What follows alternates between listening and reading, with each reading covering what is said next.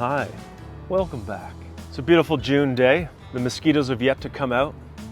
The sun is shining, a gentle breeze. And I wonder, what would make today a better day? Clearly, grilling over charcoal. Imagine yourself in the backyard in your easy chair, fuzzy, sparkly, cold drink in hand, ready to be refreshed. And after a couple of those refreshments, you're getting a little peckish.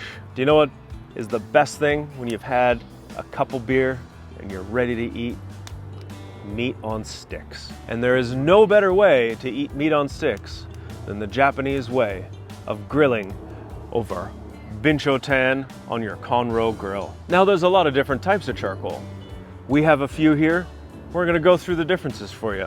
Our favorite kind of charcoal is easily Binchotan. It's made in Japan. It undergoes a dehydration process that's almost a week long, and then they finally bring it up to about 1,000 degrees, resulting in a piece of charcoal that's somewhere around 97% carbon. It's very hard, and it burns at a very good temperature. It burns at over 700 degrees Celsius and will burn for several hours, 5, 6, sometimes 8 hours. It comes in different sizes. This is about the smallest size you can get. In fact, you can even get whole logs of trees that have been turned into charcoal. There's this good old lump charcoal.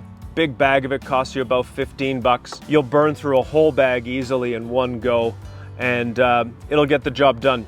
You get a bit more of the taste of the charcoal, a bit more of that burnt taste, but it's really a great way to get the flavor and the heat cooked. It's a great way to get the flavor and the heat of the charcoal that you want. A little bit easier to use, a little bit more controlled, a little easier to light as the standard charcoal briquette. Really, it does what you want it to, but you burn through them really fast. I don't know, I think you can get better results. But if you want just something really simple, that's a way to go. Something that we really like that's a good sort of in-between is this Ogatan charcoal, where they're actually using trimmed bits of waste wood to turn into charcoal. So they're kind of upcycling wasted wood from whatever use it was originally intended for and turning it into charcoal. It follows a few steps that are similar to the Binchotan.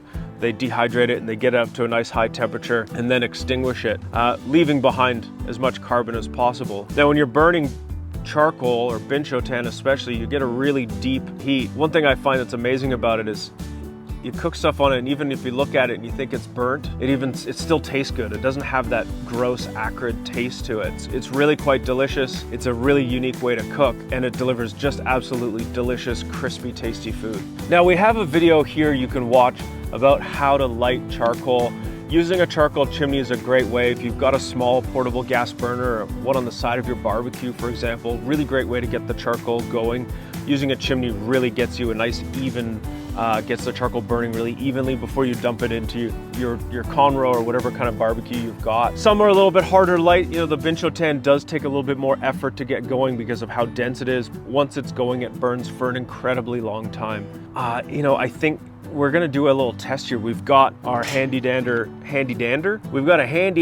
laser thermometer here, and I think we'll probably see the lump charcoal and the briquettes similar temperature. I think the briquettes, because you're gonna be able to pack more of them into the same space, I think we're gonna get a better heat or a more dense heat off of this guy than the good old lump charcoal. Following that, I suspect because of the process the Ogatan charcoal goes through, we're gonna see a really good temperature. I like their regular shape so you can stack them, and you can spread them out really easily to control your temperature. But finally, I really do think that we're gonna see about the highest temperature off of the Binchotan. So we've got our thermometer, we've got a bunch of different charcoal going. We're gonna lay them out in here. We're gonna test and see which ones burn the hottest. And we're gonna give you some real numbers, some real information at the end of this video. All right.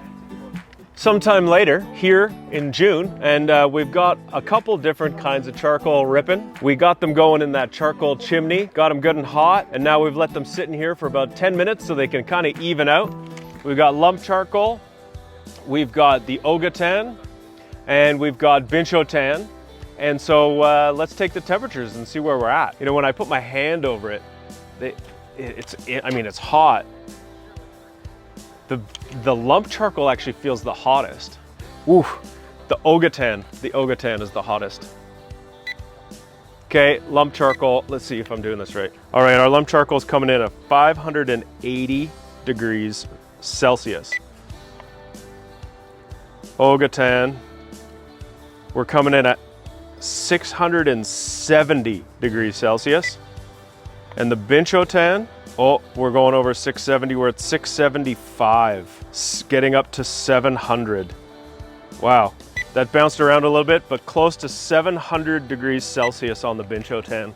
And it's crazy. It's a really dense feeling heat. It's very interesting.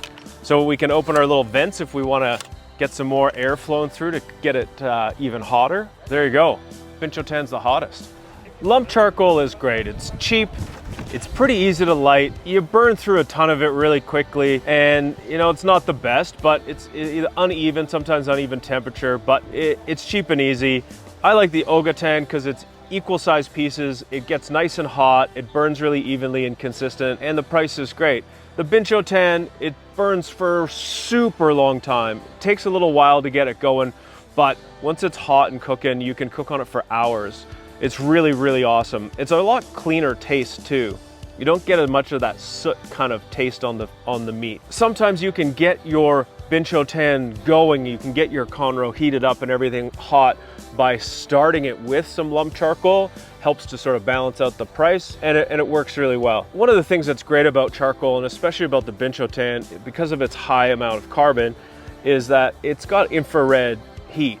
And that infrared actually goes through the meat or the food you're cooking much better than, say, something like gas. It's gonna get your meat cooked really nicely, really evenly, gets a really crisp sort of outside to the food you're cooking. It actually helps it to retain a bunch of moisture, so it's a lot more delicious when you're gonna eat it, because who wants super dry jerky? One of the greatest things about the Binchotan and the process they go through and the way they make it really is that it's emitting a far infrared heat. It's like a light, and it really penetrates the food, getting you really, really nice and evenly cooked food. It's actually quite fantastic. The difference that you see in the food is noticeable, and it's really quite special, to be honest. And yeah, so we're gonna get some sticks of some stuff out here, and we're gonna get cooking.